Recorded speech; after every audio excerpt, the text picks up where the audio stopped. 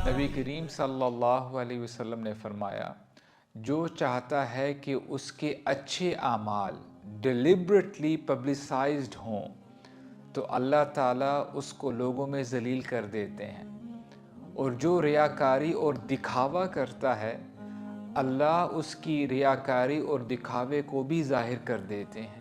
ہمارے نبی نے فرمایا صلی اللہ علیہ وسلم، ان اخوف ما اخاف علیکم الشرک الاصغر، مجھے تمہارے بارے میں سب سے زیادہ جو ڈر ہے وہ شرک اصغر کا ہے، یعنی چھوٹا شرک۔ صحابہ اکرام نے پوچھا، یہ چھوٹا شرک کیا ہے اے اللہ کے نبی، ہمیں بتائیں۔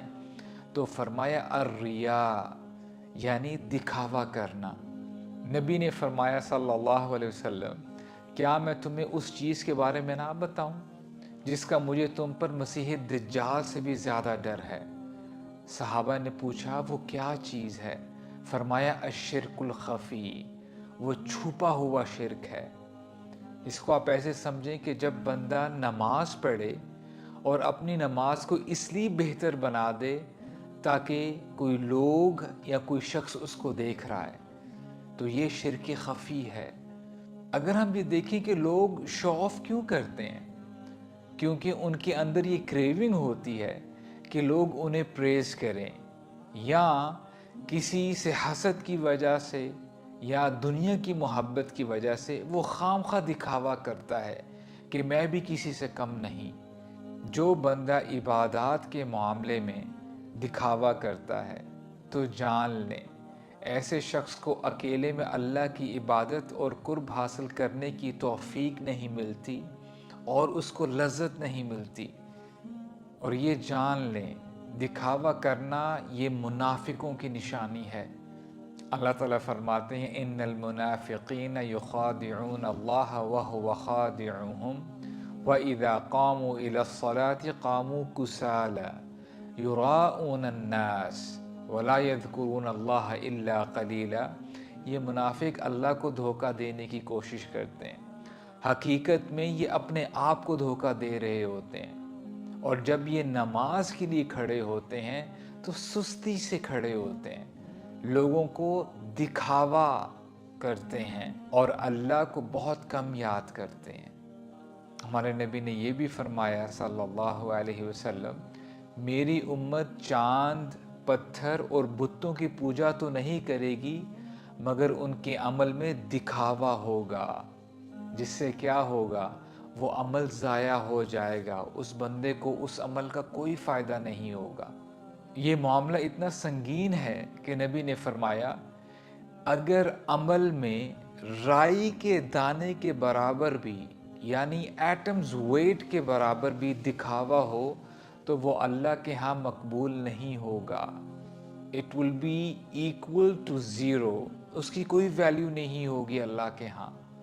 ابن قیم فرمایا کرتے تھے، ریاکاری مخلوق کی عبادت ہے اور اخلاص خالق کی عبادت۔ فضیل بن عیاض فرمایا کرتے تھے، اگر کوئی عمل لوگوں کی وجہ سے چھوڑ دیا جائے تو یہ ریاکاری ہے، اور اگر کوئی عمل لوگوں کے لیے کیا جائے تو یہ شرک ہے۔ اخلاص یہ ہے کہ اللہ دونوں فتنوں سے بچا لے۔ حسن بصری رحمہ اللہ یہ فرمایا کرتے تھے، انسان کے اندر جب تک اخلاص ہوگا تب تک اس کو کسی کی تعریف یا کرٹیسزم کی پرواہ نہیں ہوگی، کیونکہ وہ کام خالصتاً اللہ کے لیے کر رہا ہے، اس کو کسی کی اپریسیشن یا واہ واہ نہیں چاہیے۔ آج ہمیں چاہیے کہ اپنے پرائیویٹ عبادات میں زیادہ بڑھنے کی کوشش کریں، ایسے اعمال کریں جو کہ صرف ہمیں اور ہمارے رب کو پتہ ہو، اور وہ سوشل میڈیا کی زینت نہ بنے۔ اب سے جب بھی آپ کوئی پوسٹ اپلوڈ کرنے لگیں تو اپنے آپ سے سوال کریں، یہ میں اپلوڈ کس کے لیے کر رہا ہوں، اس کا پرپس کیا ہے، اس کا کیا فائدہ ہوگا؟ اور اگر آپ کے پاس مال، صحت اور خوبصورتی ہے تو جان لیں یہ سب کچھ آپ کو اللہ تعالیٰ نے عطا کیا ہے، اور جو ہستی دے سکتی ہے، عطا کر سکتی ہے، وہ واپس لے بھی سکتی ہے۔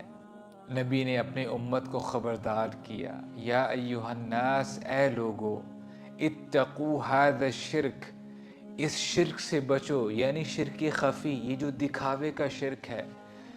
فَإِنَّهُ أَخْفَى مِن دَبِيبِ النَّمْلِ، یہ چونٹی کے قدم کی آہٹ سے بھی زیادہ نازک ہے۔ It's so subtle، بندے کو شاید پتہ بھی نہیں چلتا۔ لوگوں نے کہا کہ اے اللہ کے رسول، ہم ایسے شرک سے کیسے بچ سکتے ہیں؟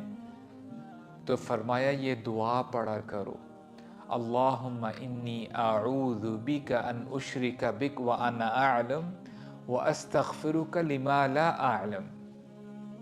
اے اللہ، میں آپ کی پروٹیکشن طلب کرتا ہوں کہ میں جانتے ہوئے آپ کے ساتھ کسی کو شریک کر دوں، اور میں بخشش طلب کرتا ہوں کہ میں ایسا عمل کروں جبکہ مجھے پتہ بھی نہ چلے۔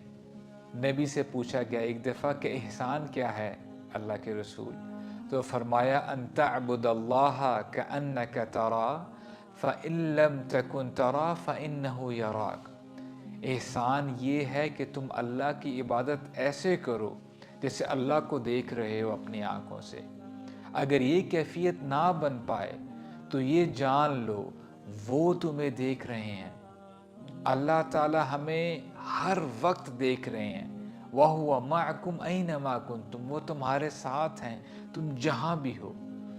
اس کی ایکسیپشن بھی ہے، وہ یہ کہ اگر انسان کی نیت خالص ہو، وہ اللہ کی رضا حاصل کرنا چاہتا ہے، اگر وہ لوگوں کے سامنے کوئی نیک عمل کرتا ہے جس کی وجہ سے لوگ موٹیویٹ ہوتے ہیں اور لوگوں کو رغبت ملتی ہے کہ وہ بھی نیک عمل کریں، تو انشاءاللہ جب لوگ یہ عمل کرنے لگ پڑیں گے تو اس کا فائدہ لوگوں کو بھی ہوگا اور اس خود بندے کو بھی ہوگا۔ بس یہ یاد رہنا چاہیے کہ وہ عمل خالصتاً اللہ کے لیے ہو۔